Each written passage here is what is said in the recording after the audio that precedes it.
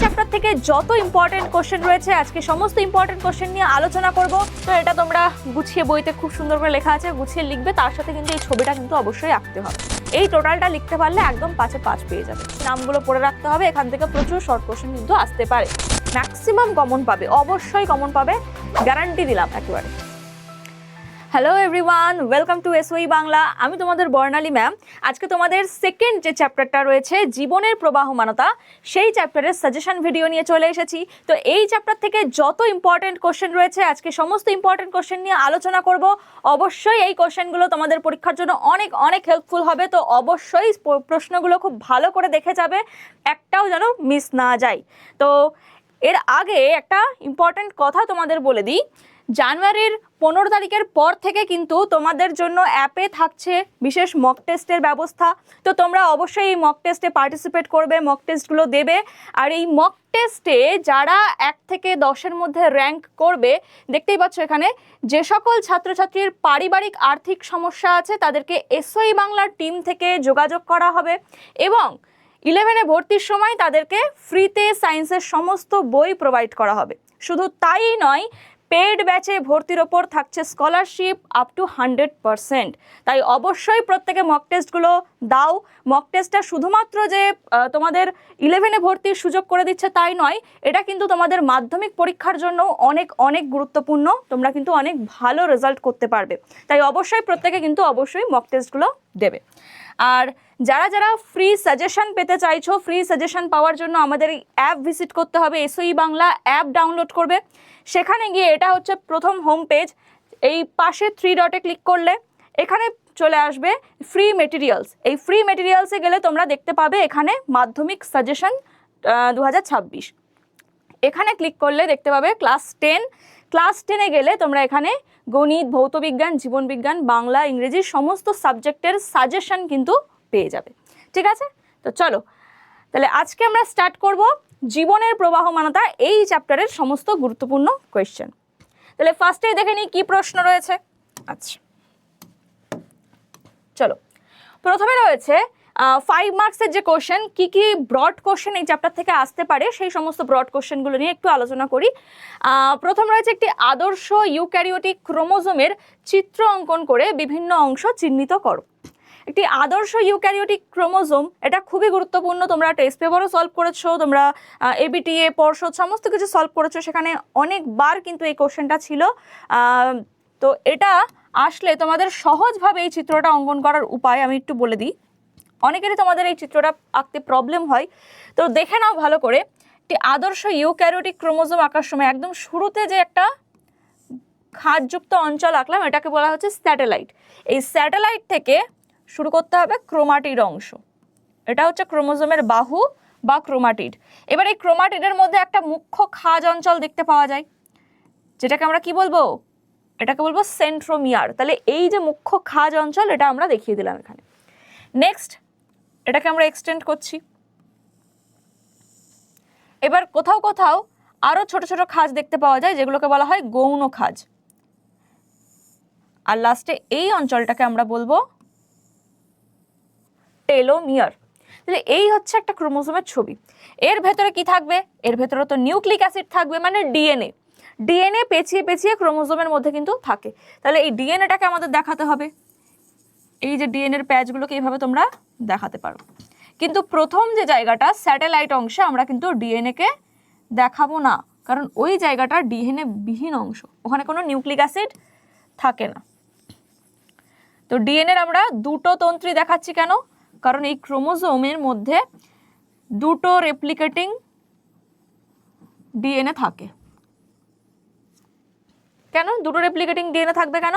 যে আমরা কোষচক্রের G1 দশা দেখেছিলাম, তারপরে S দশা দেখেছিলাম, G1 S, তারপরে দেখেছিলাম G2। এই তিনটে হয় ইন্টারফেস দশায়। আর এই ইন্টারফেস দশায় হওয়ার সময় ডিএনএ ধরো এখানে একটা ছিল, S দশায় কি হয়? S দশায় দুটো ডিএনএ তৈরি হয়ে যায় সেম, কিন্তু একটা জায়গায় কানেক্টেড থাকে। এই যে কানেক্টেড রয়েছে, এই জায়গাটাই কানেক্টেড রয়েছে। ঠিক আছে, তাহলে দুটো ডিএনএ হয়ে যায়। তো এস দশার এই দুটো ডিএনএ অংশটাকে আমরা দেখাচ্ছি। G2 দশাতেও তোমার ধরো এটা আরও ঘনীভূত হয়ে আমরা এই রকম দেখতে পাই, তাই তো?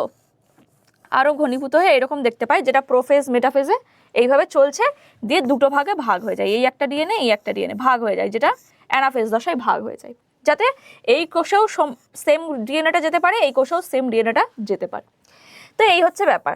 তো এই কারণে কিন্তু আমরা ডিএনএর দুটো স্ট্র্যান্ড এখানে দেখিয়েছি, বা দুটো তন্ত্রী এখানে দেখিয়েছি, ঠিক আছে। তাহলে চলো, ছবি তো আমাদের হয়ে গেল। এই সেন্ট্রোমিয়ারের এই জায়গায় একটা চাকতির মতন অংশ দেখতে পাওয়া যায়, এই চাকতির মতন অংশটাকে আমরা কি বলবো? কাইনেটোকোর বলবো। এটাকে কি বলবো? কাইনেটোকোর। তাহলে দেখে নাও বিভিন্ন অংশ কি কি। এটা গেল কাইনেটোকোর, কাইনেটোকোর। আচ্ছা, তার সাথে সাথে এই খাঁজ অঞ্চলটাকে আমরা বলছি, এই খাঁজ অঞ্চলটাকে বলছি সেন্ট্রোমিয়ার, সেন্ট্রোমিয়ার হলো মুখ্য খাঁজ অঞ্চল। আচ্ছা, এটাকে বলছি কি? এটাকে বলছি স্যাটেলাইট, এটাকে বলছি স্যাটেলাইট। তারপরে এই ক্রোমোজোমের যে বাহুটা, এটা তো ক্রোমোজোমের বাহু, ক্রোমোজোমের বাহুকে আমরা বলবো ক্রোমাটিড, ক্রোমোজোমের বাহুকে বলবো ক্রোমাটিড। এই যে খাঁজ অঞ্চলটা দেখতে পাওয়া যাচ্ছে, এটাকে বলবো গৌণ খাঁজ, গৌণ খাঁজ। অনেক সময় তোমাদের তো পয়েন্টিংগুলো লিখে দেওয়া থাকবে যে এই নির্দিষ্ট পয়েন্টিংগুলোই বা এই নির্দিষ্ট লেভেলগুলোই তোমরা করবে, তো ওখানে NOR রিজিয়ন বলেও লেখা থাকতে পারে। তাহলে গৌণ খাঁজ অঞ্চলকে কিন্তু আমরা আরও একটা নামে চিনি, NOR, নিউক্লিওলার অর্গানাইজার রিজিয়ন। কারণ এই জায়গা থেকে কি তৈরি হয়? নিউক্লিওলাস তৈরি হয়। যখন কোষটা টেলোফেজ দশায় যায়, টেলোফেজ দশায় গিয়ে কি হয়? নতুন করে নিউক্লিওলাস তৈরি করতে হয়, নিউক্লিয় পর্দা তৈরি করতে হয়। তো সেই সময় এই গৌণ খাঁজ অঞ্চল কিন্তু এই নিউক্লিওলাস ফরমেশনে সাহায্য করে, যার জন্য এটাকে আমরা বলছি NOR রিজিয়ন। আচ্ছা, আর তারপরে এই অংশটাকে কি বলছি? শেষ অংশটাকে বলবো টেলোমিয়ার, এটাকে বলছি টেলোমিয়ার অঞ্চল। বোঝা গেল? তো এই হচ্ছে একটা ক্রোমোজোমের অংশ। তো ডিএনএ বললে ডিএনএ এখানে, বা ক্রোমোমিয়ার বললে ক্রোমোমিয়ার, ঠিক আছে, এটাকে ক্রোমোমিয়ার বলা হয়। হলো, এটা গেল একটা। যখনই ছবি আঁকবে নিচে অবশ্যই চিত্র ইউক্যারিওটিক ক্রোমোজোম এটা লিখে দিতে হবে, ঠিক আছে। অনেকে এই ভুলটা করে, নিচে এই কি ছবি আঁকলো সেটা লেখে না, এতে কিন্তু নাম্বার কাটা যাবে। ইউক্যারিওটিক ক্রোমোজোম এভাবে পরিষ্কার পরিচ্ছন্ন করে কিন্তু তোমরা ছবি আঁকবে, আর অবশ্যই এইভাবে নিচে লিখে দেবে। চলো নেক্সট কোশ্চেন আমরা দেখে নিই। ফার্নের জনুক্রমটি শব্দচিত্রের মাধ্যমে দেখাও। এই প্রশ্নটাও তোমাদের জন্য ভীষণ ভীষণ গুরুত্বপূর্ণ। ফার্নের কটা দশা দেখতে পাওয়া যায়? ফার্নের দুটো দশা দেখতে পাওয়া যায়। একটা হচ্ছে রেণুধর দশা, একটা হচ্ছে রেণুধর দশা, আর একটা হচ্ছে লিঙ্গধর দশা। রেণুধর দশা কি প্রকৃতির হয়? ডিপ্লয়েড প্রকৃতির হয়। লিঙ্গধর দশা কি প্রকৃতির? হ্যাপ্লয়েড প্রকৃতির হয়। তাহলে আমরা একটা ফার্ন গাছ থেকে যদি স্টার্ট করি, একটা ফার্ন গাছ কি প্রকৃতির হবে? ডিপ্লয়েড হবে। স্পোরোফাইট বা রেণুধর ফার্ন গাছ, এটা ধরো একটা রেণুধর ফার্ন গাছ, ঠিক আছে। এই হচ্ছে একটা টুয়েন কি হচ্ছে ফার্ন গাছ, ঠিক আছে। এই যে ফার্নের যে পাতাগুলো থাকে, ফার্নের পাতা, এই পাতাটাকে যদি আমি একটু ডিটেলে দেখাই, পাতাটাকে যদি ডিটেলে দেখাই, পাতার মধ্যে দেখা যায় পাতার উল্টো পাশে, এই ধরো পাতা, পাতার উল্টো দিকে দেখা যায় এরকম অসংখ্য রেণুস্থলীযুক্ত অংশ দেখতে পাওয়া যায়। এর মধ্যে প্রচুর রেণুস্থলী রয়েছে, প্রচুর রেণুস্থলী রয়েছে এর মধ্যে।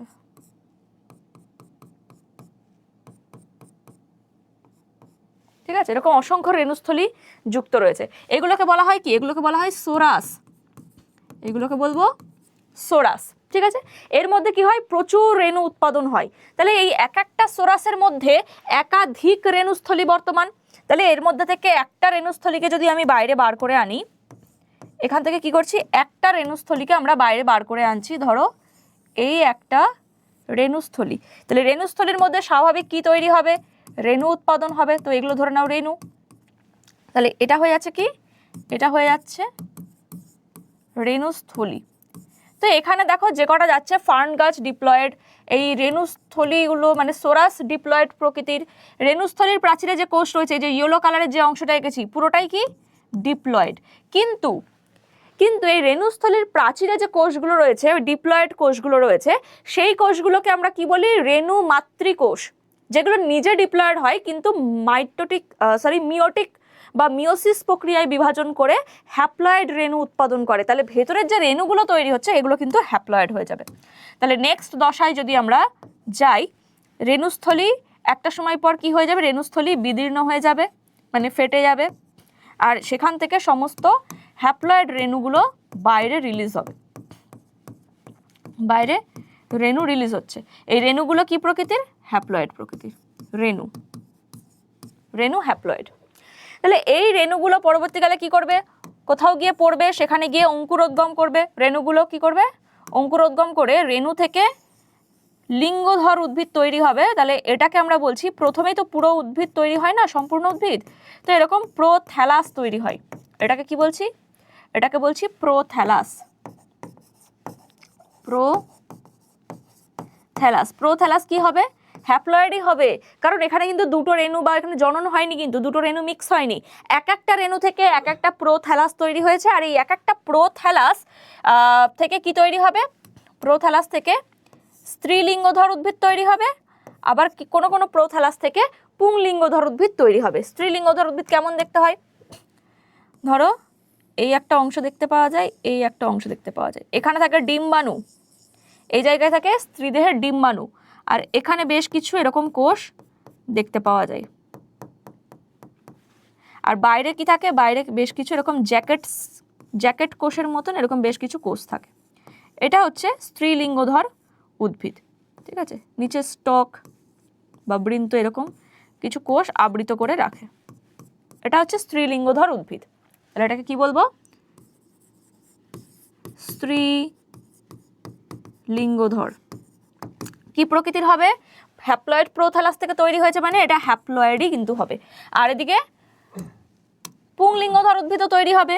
পুংলিঙ্গধর উদ্ভিদ কেমন তৈরি হবে, এরকম ধরনের তৈরি হবে পুংলিঙ্গধর উদ্ভিদ, যেখানে এর বাইরে দিয়ে এরকম অসংখ্য জ্যাকেট থাকবে, আর এর মধ্যে অসংখ্য কি তৈরি হবে, স্পার্ম তৈরি হবে বা অ্যান্থ্রোজয়েড তৈরি হবে, শুক্রাণু তৈরি হবে, ঠিক আছে, ফার্নের শুক্রাণু। তো এটা হয়ে আছে কি পুংলিঙ্গধর উদ্ভিদ, এটাও হ্যাপ্লয়েড।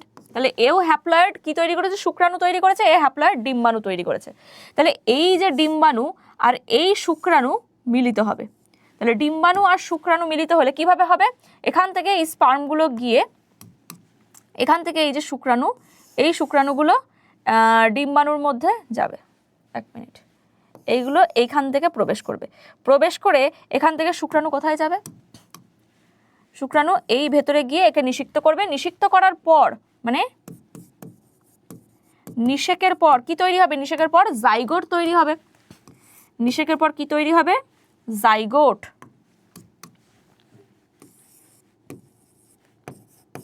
জাইগোট তৈরি হবে। জাইগোটটা কি প্রকৃতির, 2n হয়ে গেল। জাইগোট কি প্রকৃতির হয়ে গেল, 2n হয়ে গেল। একটু উপরে আঁকি জাইগোটটা। নিষেকের পর কি হবে,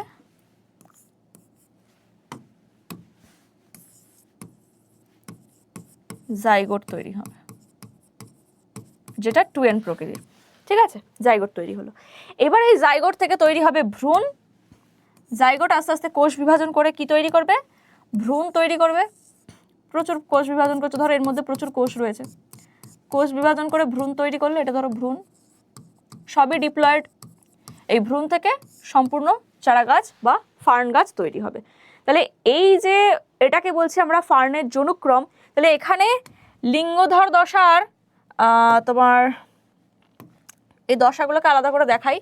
এখানে 2n, তাহলে 2n থেকে স্টার্ট করে এই যে 2n, তাহলে এই নিষেকের পর থেকে আর এদিকে রেণুস্থলী গঠন পর্যন্ত এটা হয়ে যাচ্ছে তোমার রেণুধর দশা। রেণুধর দশা, যেটা কি প্রকৃতির, ডিপ্লয়েড প্রকৃতির।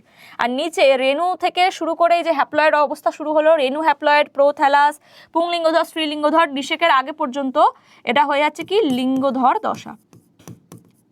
লিঙ্গধর দশা, যেটা হ্যাপ্লয়েড প্রকৃতির। এই গেল ফার্নের যৌনক্রম। এটাও কিন্তু নিচে লিখে দিতে হবে, চিত্র ফার্নের যৌনক্রম। ঠিক আছে, চলো নেক্সট কোশ্চেন দেখে নিই। সপুষ্পক উদ্ভিদের দ্বিনিষেক পদ্ধতিটি আলোচনা করো। এই দ্বিনিষেক পদ্ধতি তোমরা বইতেই পেয়ে যাবে, তাও তোমাদের ছবিটা বলে দিই কিভাবে হবে। দ্বিনিষেক পদ্ধতি কিভাবে হয়?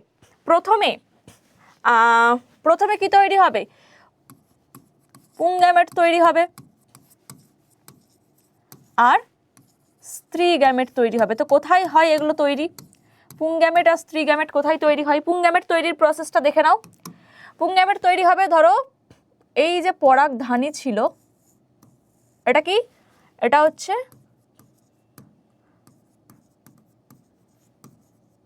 পরাগধানী। এই যে এটা হচ্ছে পরাগধানী। এই পরাগধানীর মধ্যে কি থাকে? এরকম রেণুস্থলী থাকে, চারটি পরাগধানীর মধ্যে চারটি রেণুস্থলী থাকে। আর এই রেণুস্থলীর মধ্যে কি তৈরি হয়? একাধিক রেণু তৈরি হয়, একাধিক রেণু তৈরি হয়। এই রেণুগুলো বাইরে যাবে। রেণু কি প্রকৃতির হয়? রেণু হ্যাপ্লয়েড প্রকৃতির হয়। এই রেণুগুলো বাইরে গিয়ে কি তৈরি করবে? রেণু থেকে, মানে এক একটা রেণুর মধ্যে কি হবে? দুটো করে পুংগ্যামেট তৈরি হবে। এক একটা রেণুর মধ্যে কি হচ্ছে? দুটো করে পুংগ্যামেট তৈরি হয়। এগুলো কি? পুংগ্যামেট। তাহলে কি বললাম? এই যে পরাগধানী, পরাগধানীটাকে যদি আমরা এখান থেকে প্রস্থচ্ছেদ করি, ওপর থেকে দেখলে এরকম দেখতে পাবো। ভেতরে চারটে রেণুস্থলী থাকে। সেই রেণুস্থলীর মধ্যে এই যে প্রাচীরের কোষগুলো রয়েছে, প্রাচীরের কোষগুলো মিওসিস প্রক্রিয়ায় বিভাজিত হয়ে হ্যাপ্লয়েড রেণু উৎপাদন করে। হ্যাপ্লয়েড রেণুগুলো এক একটা রেণুর মধ্যে দুটো করে পুংগ্যামেট তৈরি হয়। স্ত্রী গ্যামেট কিভাবে তৈরি হবে? স্ত্রী গ্যামেট তৈরি হয় তোমার গর্ভকেশর ছিল, এই যে তোমার গর্ভকেশর। তো গর্ভকেশরের মধ্যে থাকে ডিম্বক। কি থাকে? ডিম্বক। এই ডিম্বকের মধ্যে থাকে কি? ভ্রূণস্থলী। এই যে ভ্রূণস্থলী সাদাটা, তাহলে ভ্রূণস্থলীর মধ্যে কি হয়? ভ্রূণস্থলীর মধ্যেও কোষ বিভাজন হয়ে 8টা নিউক্লিয়াস তৈরি হয়। সেই 8টা নিউক্লিয়াসের নাম কি কি? ওপরে থাকে দুটো সহকারী কোষ, তাই তো? ওপরে থাকে দুটো সহকারী কোষ, তারপরে থাকে একটা ডিম্বাণু, এটা ধরো ডিম্বাণু। মাঝখানে থাকে দুটো নিউক্লিয়াস একসাথে মিলে, এটাকে বলা হয় নির্ণিত নিউক্লিয়াস। আর নিচে থাকে 3টে প্রতিপাদক কোষ, 3টে প্রতিপাদক কোষ, তাই তো? এই নামগুলো কিন্তু মনে রাখতে হবে। তাহলে এগুলো কি বললাম? এগুলো বললাম প্রতিপাদক কোষ, প্রতিপাদক কোষ। আচ্ছা, এটাকে বলছি নির্ণিত নিউক্লিয়াস, নির্ণিত নিউক্লিয়াস। আচ্ছা, এই গ্রিনটাকে বলছে কি? ডিম্বাণু, যেটা হ্যাপ্লয়েড। আর এটাকে বলছি সহকারী কোষ, সহকারী কোষ, সেটা হ্যাপ্লয়েড প্রকৃতির। তাহলে এখানে সবগুলোই হ্যাপ্লয়েড হলো, শুধু নির্ণিত নিউক্লিয়াস যেহেতু দুটো একসাথে মিলে গেছে তাই এটা ডিপ্লয়েড। দুটো একসাথে মিক্সড অবস্থায় রয়েছে তাই এটা হচ্ছে ডিপ্লয়েড। তাহলে এইবার হবে কি? নিষেক। এই যে দুটো পুংগ্যামেট এই ভ্রূণস্থলীর মধ্যে এসে ডিম্বাণুকে নিষিক্ত করবে। কিভাবে করবে দেখো তো। এই ধরো তোমার গর্ভকেশর, ছোট করেই দেখায়, ঠিক আছে? এই হচ্ছে গর্ভকেশর। আর বাইরে কি ছিল? এই জায়গা থেকে এই যে পরাগধানী, এখানে ছিল পরাগধানী। তাহলে এই পরাগধানী থেকে কি হলো? পরাগধানী থেকে পরাগ রেণু নির্গত হবে। পরাগধানী থেকে পরাগ রেণু নির্গত হয়েছে এবং সেই রেণু কোথায় পতিত হবে? এর ওপর পতিত হলো। পরাগ রেণু পতিত হওয়াকে এটাকে আমরা কি বলি? পরাগ যোগ। তাহলে এখানে কি হচ্ছে? পরাগ যোগ হলো, পরাগ যোগ। পরাগ যোগ হওয়ার পর এখানে কি তৈরি হয়ে গেছে বললাম? দুটো গ্যামেট তৈরি হয়ে গেছে। আর এই দুটো গ্যামেট তৈরি হওয়ার পর এখানে আরও একটা নিউক্লিয়াস থাকে, এখানে আরও একটা নিউক্লিয়াস থাকে, যে নিউক্লিয়াসটা কি তৈরি করে? পরাগ নালীপথ তৈরি করে, ঠিক আছে? যে নিউক্লিয়াসটা কি তৈরি করছে? ভেতরে পরাগ নালী তৈরি করে, যেটা কোথায় চলে যাবে? ভ্রূণস্থলী পর্যন্ত চলে যাবে। দেখাই ভ্রূণস্থলী কোথায় আছে। ভ্রূণস্থলীতে রয়েছে, এটা ধরো ভ্রূণস্থলী। আর এর বাইরে এখানে কি রয়েছে? ডিম্বক,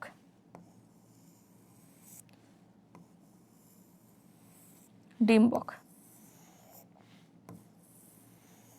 ঠিক আছে, তাহলে ভ্রূণস্থলীর মধ্যে আসতে কে সাহায্য করছে? এই যে সহকারী কোষগুলো ওই পরাগনালীকে টানছে, নিজের দিকে আকৃষ্ট করছে। তো এইভাবে যখনই পরাগনালী ভেতরে ঢুকে যাবে সহকারী কোষগুলো নষ্ট হয়ে যায়, সহকারী কোষ আর থাকে না। তাহলে সামনে কে আছে? সামনে আছে ডিম্বাণু, সামনে আছে কে? ডিম্বাণু। আর ওদিক থেকে গ্যামেটগুলো আসছে, ওদিক থেকে কটা গ্যামেট আসছে? দুটো গ্যামেট আসছে। তো একটা গ্যামেট কি করলো? এই ডিম্বাণুকে নিষিক্ত করলো। তাহলে এখানে কি হলো? তাহলে একটা পুংগ্যামেট তার সাথে কে মিশলো? ডিম্বাণু মিশলো। তাহলে ডিম্বাণু আর পুংগ্যামেট দুজনাই কি হ্যাপ্লয়েড প্রকৃতির, দুজনাই হ্যাপ্লয়েড প্রকৃতির। এখান থেকে তৈরি হয়ে গেল কি? এখান থেকে তৈরি হয়ে গেল একটা ডিপ্লয়েড জাইগোট। এটা কি তৈরি হয়ে গেল? একটা ডিপ্লয়েড জাইগোট, ডিপ্লয়েড জাইগোট তৈরি হয়ে গেল। আর একটা গ্যামেট কিন্তু পড়ে আছে, আর একটা গ্যামেট পড়ে আছে, আর এইখানে রয়েছে দুটো নির্ণীত নিউক্লিয়াস, মানে একসাথে রয়েছে দুটো নিউক্লিয়াস, যেটাকে মিলে আমরা একসাথে বলছি নির্ণীত নিউক্লিয়াস। তো এই নির্ণীত নিউক্লিয়াসকে আর একটা পুংগ্যামেট কি করবে? নিষিক্ত করবে। আর একটা পুংগ্যামেট একে নিষিক্ত করবে। তাহলে এইটা আর এইটা মিলে কি হচ্ছে? ধরো এই একটা হ্যাপ্লয়েড গ্যামেট ছিল, তার সাথে মিশলো নির্ণীত নিউক্লিয়াস। এটা কি প্রকৃতির ছিল? ডিপ্লয়েড ছিল। তাহলে ডিপ্লয়েড আর হ্যাপ্লয়েড মিলে কি তৈরি হয়ে গেল? ট্রিপ্লয়েড শস্য। কি হয়ে গেল? ট্রিপ্লয়েড শস্য তৈরি হয়ে গেল। যেহেতু এখানে দুবার নিষেক হয়েছে তাই জন্য এটাকে বলা হচ্ছে দ্বিনিষেক পদ্ধতি। নিচে যেমন অ্যান্টিপোডাল সেল মানে প্রতিপাদক কোষ সমষ্টি ছিল, এরা থাকবে। ঠিক আছে, এই হচ্ছে সপুষ্পক উদ্ভিদের দ্বিনিষেক পদ্ধতি। তো এটা তোমরা গুছিয়ে বইতে খুব সুন্দর করে লেখা আছে, গুছিয়ে লিখবে, তার সাথে কিন্তু এই ছবিটা কিন্তু অবশ্যই আঁকতে হবে। বোঝা গেছে? নেক্সট, ক্রোমোজোমের রাসায়নিক উপাদানগুলো ছকের মাধ্যমে দেখাও। তো ক্রোমোজোমের রাসায়নিক উপাদানগুলো কি কি আছে? ক্রোমোজোমের রাসায়নিক উপাদান যদি দেখাই, ক্রোমোজোমের উপাদান মেন কি কি উপাদান আছে?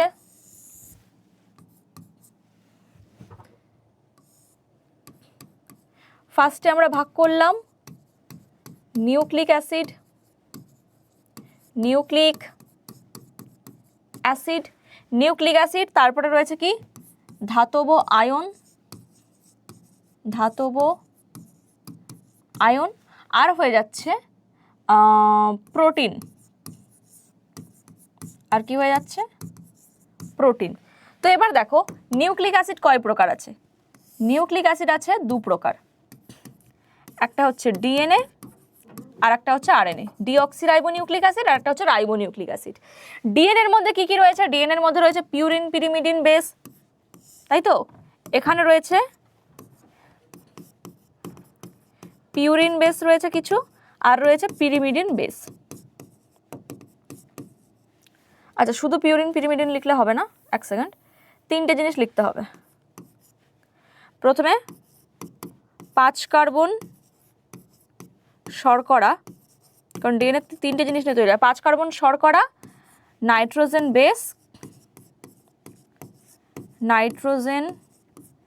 বেস, আর কি রয়েছে?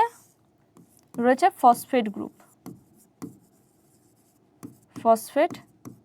গ্রুপ। এখানে নাইট্রোজেন বেসটাকে আমরা আবার দুটো ভাগে ভাগ করছি, পিউরিন আর পিরিমিডিন। পিউরিন বেস কি কি রয়েছে? পিউরিন বেস রয়েছে অ্যাডেনিন গুয়ানিন, এটা রয়েছে সাইটোসিন আর থাইমিন। এটা গেল ডিএনএর ভাগ। এবার যদি আরএনএর মধ্যে আসি, আরএনএর মধ্যেও কিন্তু সেম কি কি রয়েছে? 5 কার্বন শর্করা, বা এটাকে আমরা রাইবোজ শর্করা লিখতে পারি। রাইবোজ শর্করা, এটাকে আমরা 5 কার্বন শর্করা না লিখে ডিঅক্সিরাইবোজ শর্করাও লিখতে পারি। তাহলে রাইবোজ শর্করা, তারপরে রয়েছে নাইট্রোজেন গ্রুপ বা নাইট্রোজেন বেস, আর রইল ফসফেট গ্রুপ। এখানে নাইট্রোজেন বেস কি কি নিয়ে গঠিত? এখানকার নাইট্রোজেন বেসও দু প্রকার, পিউরিন পিরিমিডিন, কিন্তু বেসগুলো একটা জায়গায় আলাদা হবে, পিউরিন আর পিরিমিডিন। পিউরিন আর পিরিমিডিন। পিউরিন বেস কি কি রয়েছে? পিউরিন বেস রয়েছে অ্যাডেনিন, গুয়ানিন, সেম থাকবে এটা। পিরিমিডিন বেসের জায়গায় তোমার থাকবে সাইটোসিন আর ইউরাসিল, এখানে কিন্তু থাইমিন থাকবে না, ঠিক আছে? আচ্ছা, তাহলে এটা গেল নিউক্লিক অ্যাসিডের ভাগ। ধাতব আয়ন কি কি থাকে? ধাতব আয়ন থাকে Ca2+, Mg2+, Fe3+, এই ধরনের বেশ কিছু ধাতব আয়ন প্রেজেন্ট থাকে। আর রইল প্রোটিন। প্রোটিন কি কি রয়েছে? হিস্টোন প্রোটিন আর নন হিস্টোন প্রোটিন। এখান থেকে দু রকমের প্রোটিন পাওয়া যায়, এক হচ্ছে হিস্টোন প্রোটিন, আর হচ্ছে নন হিস্টোন প্রোটিন। এই ভাগগুলো যদি মনে থাকে লিখে দিতে পারো। হিস্টোন প্রোটিন কয় প্রকার রয়েছে? 5 প্রকার, H1, H2A, H2B, H3 আর H4। আর এদিকে তোমার নন হিস্টোন প্রোটিন রয়েছে স্ক্যাফোল্ড প্রোটিন, আর একটা হচ্ছে HMG, ঠিক আছে? এই দু প্রকার স্ক্যাফোল্ড প্রোটিন রয়েছে। তো এই গেল ক্রোমোজোমের রাসায়নিক উপাদানের শব্দছক। এই টোটালটা লিখতে পারলে একদম 5-এ 5 পেয়ে যাবে, ঠিক আছে? অনেকে আছে এই বেসগুলো কিন্তু দেখাবে না, তো অবশ্যই এই বেসগুলো দেখাবে। এখানে 5 কার্বন সুগার না লিখে এটাকে ডিঅক্সিরাইবোজ সুগারই করে দেবে, এটাকে ডিঅক্সিরাইবোজ সুগার করে দেবে, ডিঅক্সিরাইবোজ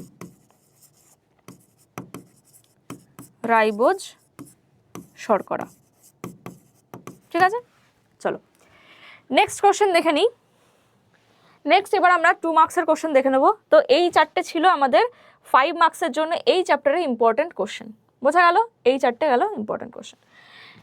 এবার বলেছে নিম্নলিখিত জীব কোন পদ্ধতিতে জনন সম্পন্ন করে? এখানে বেশ কয়েকটা জীবের এক্সাম্পল তোমাদের বইতে রয়েছে, স্পাইরোগাইরা রয়েছে, ইস্ট রয়েছে, প্ল্যানেরিয়া রয়েছে, হাইড্রা রয়েছে। তো এই প্রত্যেকটার একটা করে এক্সাম্পল, মানে কে কোন পদ্ধতিতে জনন সম্পন্ন করে, অবশ্যই এই নামগুলো পড়ে রাখতে হবে। এখান থেকে প্রচুর শর্ট কোশ্চেন কিন্তু আসতে পারে। যেমন স্পাইরোগাইরার ক্ষেত্রে, এগুলো আমি আর ডিটেল বলবো না, তোমাদের টেস্ট পেপার সলভ করা থেকে বহুবার বলে দিয়েছি। স্পাইরোগাইরা খণ্ডীভবন পদ্ধতিতে সম্পন্ন করে, মানে এই যে সূত্রাকার বডি, এই সূত্রাকার বডি যে কোনো জায়গা থেকে কি হয়ে যায়? ভাগ হয়ে গিয়ে নতুন অপত্য সৃষ্টি করে, এটাকে বলা হয় খণ্ডীভবন। ইস্টের ক্ষেত্রে কি কি দেখতে পাওয়া যায়? ইস্টের ক্ষেত্রে কোরকোদ্গম দেখতে পাওয়া যায়, কোরকোদ্গম বা বার্ডিং কিভাবে হচ্ছে? এই যে নিউক্লিয়াস ভাগ হয়ে যাচ্ছে, পরবর্তীকালে এটা এর নিউক্লিয়াস নিয়ে আলাদা হয়ে যাচ্ছে, দুটো অপত্য তৈরি হয়ে যাচ্ছে। প্ল্যানেরিয়ার ক্ষেত্রে কি দেখতে পাওয়া যায়? প্ল্যানেরিয়া পুনরুৎপাদন দেখতে পাওয়া যায়, মানে এই যে প্ল্যানেরিয়া বা চ্যাপ্টাক্রিমি যে কোনো অংশ থেকেই কেটে দাও না কেন, প্রত্যেকটা অংশ থেকে আবার কমপ্লিট প্ল্যানেরিয়া তৈরি হয়ে যাবে, এটাকে বলা হয় পুনরুৎপাদন। নেক্সট, অ্যামাইটোসিস দশায় কি কি পরিবর্তন হয়? অ্যাকচুয়ালি কোশ্চেনটা দিতে চেয়েছি অ্যানাফেজ দশায় কি কি পরিবর্তন হয়, ঠিক আছে? কোশ্চেনটা হবে অ্যানাফেজ, কারণ অ্যামাইটোসিসে তোমরা জানো অ্যামাইটোসিস প্রক্রিয়া তো ডিরেক্ট সেল ডিভিশন, যেখানে সরাসরি নিউক্লিয়াসটা লম্বাটে আকৃতি ধারণ করে এবং ক্রোমোজোমের কোষের মধ্যে দিয়ে খাঁজ তৈরি হয় আর দুটো কোষে ভাগ হয়ে যায়, ওটা ছিল অ্যামাইটোসিস। আর অ্যানাফেজ দশা হচ্ছে কি? ক্যারিওকাইনেসিস বা নিউক্লিয়াসের বিভাজনের তৃতীয় যে দশা, প্রোফেজ, মেটাফেজ, তারপরে আসে অ্যানাফেজ। অ্যানাফেজ দশায় কি কি পরিবর্তন হয় বলো? অ্যানাফেজ দশায় আমরা দেখি এরকম বেম তন্তু তৈরি হতে, তাই না? ক্রোমোজোম কোষের মধ্যে অসংখ্য বেম তন্তু তৈরি হতে দেখি। তাহলে শুধু বেমতন্তু তৈরি হতেই দেখি না, এই সময় দেখা যায় ক্রোমোজোমের মধ্যে এই যে ক্রোমাটিডগুলোর চলন দেখতে পাওয়া যায়, ক্রোমাটিডগুলোর মেরুবর্তী চলন দেখতে পাওয়া যায়। তাহলে মেরুবর্তী চলন হতে গেলে কি হতে হবে? আগে সেন্ট্রোমিয়ারকে নিশ্চয়ই বিভাজিত হতে হবে, এই যে সেন্ট্রোমিয়ার তারা নিশ্চয়ই ডিভাইড হয়ে গেছে। তাহলে কি কি লিখবো? অ্যানাফেজ দশায় কি কি পরিবর্তন দেখতে পাওয়া যায়? 1, সেন্ট্রোমিয়ারের বিভাজন দেখতে পাওয়া যায়। নেক্সট কি দেখতে পাওয়া যায়? ক্রোমাটিডের বা সিস্টার ক্রোমাটিড দ্বয়ের মেরুবর্তী চলন দেখতে পাওয়া যায়, সিস্টার ক্রোমাটিডের মেরুবর্তী চলন দেখা যায়। আর কি হয়? যখন এরা দূরে সরে যাচ্ছে, মাঝের এই যে মাঝের এই যে বেমতন্তু কিন্তু আস্তে আস্তে ছোট হতে থাকে, মাঝের বেমতন্তুগুলো আস্তে আস্তে ছোট হতে থাকে। মাঝের বেমতন্তুগুলো কি হয়, ছোট হয়ে যায়, ক্রোমোজোমের সাথে সাথে এরাও বিলুপ্ত হয়ে যায়। তো বেমতন্তু ছোট হয়ে যায়, ঠিক আছে। এই ধরনের পরিবর্তনগুলো দেখতে পাওয়া যায় অ্যানাফেজ দশায়। চলো নেক্সট কোশ্চেন দেখব, প্রাণী কোষের সাইটোকাইনেসিস আর উদ্ভিদ কোষের সাইটোকাইনেসিসের মধ্যে পার্থক্য কি? সাইটোকাইনেসিস মানে কোষের সাইটোপ্লাজমের বিভাজনকে বোঝায় সাইটোকাইনেসিস। তাহলে প্রাণী কোষের সাইটোকাইনেসিস, আমি এখানেই ছবিটা দেখাচ্ছি, প্রাণী কোষের, এটা ধরো প্রাণী কোষ, প্রাণী কোষের মধ্যে কি হবে, ক্লিভেজ ফাড়ো তৈরি হবে। ক্লিভেজ ফাড়ো মানে কি, এরকম ধরনের দুই পাশ থেকে খাঁজ তৈরি হবে, এইভাবে দুটো কোষ বিভাজিত হয়। তাহলে এটাও তোমরা বইতেই পেয়ে যাবে, প্রাণী কোষের সাইটোকাইনেসিসে কি হয়, ক্লিভেজ বা খাঁজ তৈরি হয়, যেটা প্রান্ত দিক থেকে মানে পরিধির দিক থেকে কেন্দ্রের দিকে খাঁজটা আসে। আর উদ্ভিদ কোষের সাইটোকাইনেসিসে কি হয়, উদ্ভিদ কোষ এরকম ধরনের যেখানে কোষের মাঝ বরাবর কোষপাত তৈরি হয়। তো এখানে কি হয়, গলগি বডি থেকে যে সমস্ত তন্তু বা ফাইবার তৈরি হচ্ছে সেগুলো এই মাঝ বরাবর জমা হয়। আর এখানে কি হয়, অ্যাক্টিন আর মায়োসিন নামক কিছু তন্তু যেগুলো এই সংকোচনে সাহায্য করে। তো এরকম বেশ কয়েকটা পার্থক্য লিখে দিলেই কিন্তু হয়ে যাবে। তারপরে পার্থক্য লেখো ইউক্রোমাটিন, হেটেরোক্রোমাটিন, এটাও তোমরা পেয়ে যাবে বইতে। ইউক্রোমাটিন কি, ক্রোমোজোমের প্রায় 70% অংশই হচ্ছে ইউক্রোমাটিন আর 30% অংশ হচ্ছে হেটেরোক্রোমাটিন। ইউক্রোমাটিন কি, ইউক্রোমাটিন হচ্ছে প্রথমে হালকাভাবে রঞ্জিত থাকে এবং কোষ বিভাজনের সময় গাঢ়ভাবে রঞ্জিত হয়, মানে এই জায়গাগুলো কি হয়, গাঢ়ভাবে রঞ্জিত হয় কোষ বিভাজনের সময়, এটা হচ্ছে ইউক্রোমাটিন। আর হেটেরোক্রোমাটিন কি, হেটেরোক্রোমাটিন তোমার কোষ বিভাজনের সময় ভালো ছিল, গাঢ় ছিল, মাঝে এই যে হালকা ছিল, মাঝে হালকা ছিল আর সাইডগুলো কি ছিল, গাঢ় ছিল, কিন্তু কোষ বিভাজনের সময় কি হয়ে যায়, কোষ বিভাজনের সময় হালকা হয়ে যায়। কোষ বিভাজনের সময় কি হয়ে যায়, এই যে ইউক্রোমাটিন গাঢ় থাকে আর হেটেরোক্রোমাটিন হালকা হয়ে যায়। এবার বলো হেটেরোক্রোমাটিন কোন জায়গাগুলো, এইগুলো হচ্ছে হেটেরোক্রোমাটিন, যেগুলো ব্লু কালার দিয়ে দেখালাম, এইগুলো সেন্ট্রোমিয়ার সংলগ্ন অঞ্চল, টেলোমিয়ার সংলগ্ন অঞ্চল, এগুলো হচ্ছে হেটেরোক্রোমাটিন আর এইগুলো হচ্ছে ইউক্রোমাটিন, ঠিক আছে। তাহলে এটা হচ্ছে ইন্টারফেজ দশা, এটা কোষ বিভাজন দশা, এম ফেজ লিখি, এটা ইন্টারফেজ, এটা মাইটোটিক ফেজ, এটা ইন্টারফেজ, এটা মাইটোটিক ফেজ। তারপরে এই ইউক্রোমাটিন অঞ্চলে কি ক্রসিং ওভার ঘটে, এখানে ক্রসিং ওভার ঘটে, এখানে ক্রসিং ওভার ঘটে না, হয়ে গেল পার্থক্য, ঠিক আছে, এগুলোই লিখে নেবে। নেক্সট, স্যাট ক্রোমোজোম কাকে বলে? এই যে আমরা প্রথমেই যে ছবিটা দেখলাম ইউক্যারিওটিক ক্রোমোজোমের ছবি, একদম শুরুতে একটা বাল্বের মতন অংশ দেখিয়েছিলাম যেখানে ডিএনএ ছিল না, সেই জায়গাটাকে বলেছিলাম স্যাটেলাইট। তো আমাদের মধ্যে টোটাল 46 ক্রোমোজোম থাকে, 46টা ক্রোমোজোম থাকে, মানে 23 জোড়া। তো এই 23 জোড়া ক্রোমোজোমের মধ্যে আমাদের সবকটা ক্রোমোজোমে যে স্যাটেলাইট থাকে তা কিন্তু নয়, বেশ কয়েকটা ক্রোমোজোমেই স্যাটেলাইট প্রেজেন্ট থাকে, বাকি ক্রোমোজোমগুলোতে স্যাটেলাইট থাকে না। তাহলে কোন কোন ক্রোমোজোমে আমাদের স্যাটেলাইট থাকে, 13, 14, 15, 21, 22, এই নাম্বার অফ ক্রোমোজোম, এই ক্রোমোজোমগুলোতে কি থাকে, স্যাটেলাইট থাকে, তাই এগুলোকে বলা হয় স্যাট ক্রোমোজোম। তাহলে আমরা কি বলবো, যে সমস্ত ক্রোমোজোমে একটা অতিরিক্ত গৌণ খাঁজযুক্ত অঞ্চল, গৌণ খাঁজ বলবো না, অতিরিক্ত খাঁজযুক্ত অঞ্চল, ডিএনএ বিহীন অঞ্চল দেখতে পাওয়া যায়, তাকেই বলা হয় স্যাট ক্রোমোজোম। লিখে দিই তাহলে এটা আমি, যে সমস্ত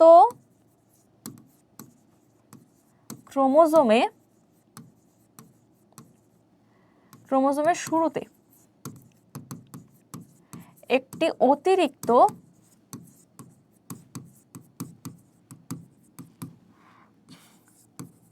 ডিএনএ বিহীন খাঁজযুক্ত অঞ্চল দেখতে পাওয়া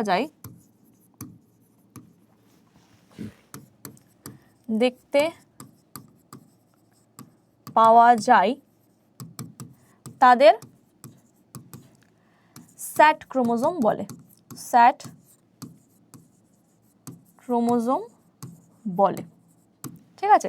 এই স্যাট কথার অর্থ হলো, স্যাট কথার অর্থ হলো সাইন অ্যাসিডো থাইমোনিউক্লিনিকো, মানে ডিএনএ বিহীন অংশ। এই কথাটার মানে হলো নিউক্লিক অ্যাসিড বিহীন অংশ, ঠিক আছে? ডিএনএ বিহীন অংশ, ডিএনএ এক প্রকার নিউক্লিক অ্যাসিড, তাহলে এটাকে বলছি আমরা ডিএনএ বিহীন অংশ। কোন কোন ক্রোমোজোমে দেখতে পাওয়া যায়? এক্সাম্পল যদি বলা হয়, এক্সাম্পল এই 13, 14, 15, 21, 22 এই কটা জোড়ার ক্রোমোজোমেই আমাদের স্যাটেলাইট দেখতে পাওয়া যায়। টেলোমিয়ারের কাজ কি? টেলোমিয়ারের কাজ হচ্ছে তোমার ক্রোমোজোমের একদম এন্ড পোর্শনটাকে আমরা বলি টেলোমিয়ার। তো যতবার কোষ বিভাজন হয় টেলোমিয়ার অংশ ছোট হতে থাকে, ঠিক আছে? টেলোমিয়ার অংশ কি হয়? ছোট হতে থাকে, বোঝা গেল? একটা সময় পর টেলোমিয়ার অংশ আর দেখতে পাওয়া যায় না। তো টেলোমিয়ার কোষের বার্ধক্য আনতে বা কোষের মৃত্যু ঘটাতে সাহায্য করে, কোষের কোষ বিভাজনে সাহায্য করে, ঠিক আছে? এই জিনিসগুলো লিখলেই হবে। নেক্সট, সেন্ট্রোমিয়ারের অবস্থান অনুযায়ী ক্রোমোজোম কয় প্রকার? সেন্ট্রোমিয়ার কোথায় অবস্থান করছে সেই অনুযায়ী ক্রোমোজোমকে কটা ভাগে ভাগ করা যায়? দেখো, সেন্ট্রোমিয়ার একদম যদি মিডিলে অবস্থান করে তাহলে সেটাকে বলবো আমরা মেটাসেন্ট্রিক। মেটাসেন্ট্রিক। যদি একদম মিডিলে না থাকে, একটু এদিক ওদিক মানে একটু সাইডে থাকে, সেটাকে বলবো সাব মেটাসেন্ট্রিক। Sub metacentric. তারপরে যদি সাইডের থেকে আরো একটু বেশি দূরে থাকে, ধরো এই অঞ্চলে থাকলো, একটা বাহু বড় একটা বাহু ছোট থাকে, তাহলে সেটাকে বলবো কি? অ্যাক্রোসেন্ট্রিক। অ্যাক্রোসেন্ট্রিক। এবার সেন্ট্রোমিয়ার যদি একেবারেই দেখা যাচ্ছে সাইডে চলে এসছে আর একটা বাহু অনেকটা বড়, তাহলে সেটাকে বলবো টেলোমিয়ার অঞ্চলে, তাহলে টেলোসেন্ট্রিক বলবো। টেলোসেন্ট্রিক। সেন্ট্রোমিয়ার যদি টেলোমিয়ার অঞ্চলে থাকে তাহলে সেটা হয়ে যাচ্ছে টেলোসেন্ট্রিক। তো অবস্থান অনুযায়ী আমরা এই 4টে ভাগে ভাগ করতে পারি, অবশ্যই ছবিগুলো দেখিয়ে দেবে। ক্যান্সার কোষ কিভাবে সৃষ্টি হয়? ক্যান্সার কোষ কিভাবে সৃষ্টি হবে? কোষ চক্র তোমরা পড়েছো। কোষ চক্র যখন হয় আমরা দেখেছি ইন্টারফেজ দশায় G1, S, G2 তিনটে দশা হচ্ছে, তারপরে আবার কোষ বিভাজন দশা হচ্ছে। তো কোষ বিভাজন হওয়ার আগে কি হয়? অনেক জায়গায় চেক হয়। কি চেক হয়? ঠিকঠাক ডিএনএ তৈরি হলো কিনা, ডিএনএ রেপ্লিকেশন হয়েছে কিনা, সেই ডিএনএটাকে ঠিকঠাকভাবে বিভাজন করা যাবে কিনা। তো বিভিন্ন চেক পয়েন্ট রয়েছে। তো বিভিন্ন শর্তগুলো যদি ঠিকঠাক পূরণ না হয় তাহলে কিন্তু কোষচক্র বন্ধ হয়ে যায়। কারণ আমাদের G0 দশা বলে একটা দশা আছে যেটা G1 দশার পরে থাকে। তো এই G1 দশায় মানে S দশায় তোমরা প্রত্যেকে জানো S দশায় কি হয়? ডিএনএ সংশ্লেষ হয়, তাহলে বা ডিএনএ রেপ্লিকেশন হয়। তাহলে ডিএনএ রেপ্লিকেশন হতে গেলে ডিএনএ যা যা তৈরির উপকরণ মানে ডিঅক্সিরাইবোজ শর্করা, কিছু কি বলবো নাইট্রোজেন বেস, ফসফেট গ্রুপ, এগুলো যদি না তৈরি হয় G1 দশায় তাহলে কি করে হবে? তাহলে তো S দশায় ডিএনএ তৈরি হতে পারবে না। তাহলে ওই জিনিসগুলো যদি G1 দশায় তৈরি না হয় তাহলে কিন্তু কোষচক্র বন্ধ হয়ে যাবে, যেটাকে আমরা G0 দশা বলি। তো এই G0 দশা অ্যাকচুয়ালি কোষচক্রটাকে মেনটেন করছে। তো কোনো কারণে যদি কোনো কোষের কোষচক্রের যে নিয়ন্ত্রণ, এই G0 দশা তো নিয়ন্ত্রণ করছে, তো এক দশা থেকে অন্য দশায় যেতে আর এক ধরনের CDK জিন, যেটা সাইক্লিন প্রোটিন কাইনেজ নামক একটা উৎসেচক তৈরি করে। আমাদের মধ্যে একটা জিন রয়েছে CDK, সাইক্লিন নির্ভর প্রোটিন কাইনেজ। তো এই সাইক্লিন নির্ভর প্রোটিন কাইনেজ উৎসেচক কি করে? ওই এক দশা থেকে আরেক দশায় যেতে সাহায্য করে। তাহলে ওই জিন কোনোভাবে যদি আমাদের মধ্যে তৈরি না হয় তাহলে কি হবে? আমাদের মধ্যে অনিয়ন্ত্রিত কোষ বিভাজন দেখতে পাওয়া যাবে, মানে কোষ বিভাজন ঠিকঠাকভাবে হবে না। ভুলভাল থাকলেও কোষচক্র ওখানে থামবে না, হতেই থাকবে। তো এরকম ত্রুটি, এইভাবে যদি অনিয়ন্ত্রিত কোষ বিভাজন হয় তো ত্রুটিপূর্ণ কোষ তৈরি হবে প্রচুর পরিমাণে। আর এই ত্রুটিপূর্ণ কোষগুলোকে আমরা বলি টিউমার সেল। তো এই টিউমার কোষ যখন অত্যাধিক হারে দেহে বেড়ে যাবে এবং বিভিন্ন জায়গায় রক্তের মাধ্যমে ছড়িয়ে যাবে তখন সেটা ক্যান্সারে গিয়ে দাঁড়িয়ে যায়। তাহলে আমরা এটাই বলবো, কোষ বিভাজন যদি অনিয়ন্ত্রিতভাবে হতে থাকে, কোষচক্রের নিয়ন্ত্রণ যদি নষ্ট হয় তাহলে ত্রুটিপূর্ণ কোষ তৈরি হয় যেগুলোকে আমরা বলি টিউমার কোষ। এই টিউমার কোষ সারা দেহে রক্তলসিকার মাধ্যমে ছড়িয়ে গিয়ে ক্যান্সার সৃষ্টি করে। বোঝা গেছে? নেক্সট দেখে নাও ক্রসিং ওভার কি। ক্রসিং ওভার কোন দশায় হয়? আমাদের মিওসিস কোষ বিভাজনে আমরা ক্রসিং ওভার দেখতে পাই। মিওসিস কোষ বিভাজনে যখন জাইগোটিন দশা হয়, মানে প্রথম যে প্রোফেজের কি কি দশা হয়? একটা হয় লেপ্টোটিন, তারপরে হয় জাইগোটিন, তারপরে হয় প্যাকাইটিন। তো এই যে জাইগোটিন দশায় কি হয়, এই একটা ক্রোমোজোম তার সাথে এর যে সমসমস্ত ক্রোমোজোম এরা কি করে, জোট বাঁধে। জোট বাঁধার পর প্যাকাইটিন দশায় কি হচ্ছে, এই প্রত্যেকটা ক্রোমোজোম নিজেদের 4টে করে যে টেট্রাড তৈরি করে, ঠিক আছে, এটাকে কি বলছি, টেট্রাড তৈরি করলো প্রত্যেকে। তো এটা করার সময় কি হয়, এদের সিস্টার ক্রোমাটিডের মধ্যে, সরি নন সিস্টার ক্রোমাটিড, কারণ এই ক্রোমোজোমের একটা বাহু, এই ক্রোমোজোমের একটা বাহু, দুটো হচ্ছে নন সিস্টার। তো এই নন সিস্টার ক্রোমাটিড দ্বয়ের মধ্যে দেহাংশের বা খণ্ডাংশের যে বিনিময় হয় সেটাকেই আমরা কি বলছি, ক্রসিং ওভার বলছি। তাহলে এখানে কি হয়ে গেল, ক্রসিং ওভার হলো। এর ফলে কি হয়, রিকম্বিনেন্ট ক্রোমোজোম তৈরি হয়, মানে এই যে অবস্থাটা, এখানে কি হয়ে যাবে, গ্রিনটার কিছুটা অংশ চলে আসবে, এই ধরনের ক্রোমোজোম তৈরি হয়ে গেল। আর এখানে যে ক্রোমোজোমটা ছিল, ওই ক্রোমোজোমের কিছুটা পার্ট এখানে চলে আসে। এটা হয়ে গেল রিকম্বিনেশন। আগের যে কম্বিনেশন ছিল সেই কম্বিনেশন চেঞ্জ হয়ে গেল, যার জন্য কিন্তু পিতামাতার থেকে সন্তানরা একটু হলেও আলাদা বৈশিষ্ট্য তাদের মধ্যে দেখতে পাওয়া যায়, হুবহু সেম হয় না, কারণ গ্যামেট তৈরির সময় এরকম রিকম্বিনেশন হয়ে যায়, এই ক্রোমোজোমের জিন ওই ক্রোমোজোমে চলে যায়, ওই ক্রোমোজোমের জিন এই ক্রোমোজোমে চলে যায়, যার ফলে প্রকরণ দেখতে পাওয়া যায়। তো এটাই হচ্ছে ক্রসিং ওভার, ঠিক আছে। মাইক্রো প্রোপাগেশন কাকে বলে, এটা তোমরা বহুবার পড়েছো। মাইক্রো প্রোপাগেশন যেখানে আমরা উদ্ভিদের কোনো কলা কোষ বা ভ্রূণ বা বীজ এইসব থেকে কি তৈরি করতে পারি, একটা সম্পূর্ণ চারাগাছ তৈরি করতে পারি পুষ্টি মাধ্যমে। সেখানেই আমরা কি, সেটাকে কি বলছি, অণু বিস্তারণ পদ্ধতি বা মাইক্রো প্রোপাগেশন পদ্ধতি, যেখানে এক্সপ্ল্যান্ট থেকে কি হচ্ছে, এক্সপ্ল্যান্টের যে কোনো অংশ থেকে আমরা এমব্রয়েড বা প্ল্যান্টলেট তৈরি করতে পারছি। তো এটা তোমরা প্রত্যেকে বহুবার পড়েছো, তোমাদের টেস্ট পেপারেও বহুবার করিয়েছি, নিশ্চয়ই তোমরা এটা পারবে। নিম্নলিখিত গাছগুলোর পরাগযোগের বাহক, এই পরাগযোগের বাহক থেকে কিন্তু একটা কোশ্চেন অবশ্যই তোমরা পাবে। ধান, প্রত্যেকটা এক্সাম্পল আমাদের পড়তে হবে। ধান কিসের সাহায্যে পরাগযোগ ঘটে, বায়ুর সাহায্যে পরাগযোগ ঘটে, বায়ুর সাহায্যে। তাহলে এটাকে আমরা কি বলবো, বায়ু পরাগী বলবো, বায়ু পরাগী। পলাশ, পলাশ কি, পাখির সাহায্যে পরাগযোগ ঘটে, তাহলে এটা পক্ষী পরাগী। নেক্সট পাতা ঝাঁঝি, এটা জলের সাহায্যে পরাগযোগ ঘটে, তাহলে জল পরাগী। আর আম পতঙ্গের সাহায্যে পরাগযোগ ঘটে, তাহলে এটা হচ্ছে পতঙ্গ পরাগী। তো প্রত্যেকের বাহক পতঙ্গ, জল, পক্ষী, বায়ু।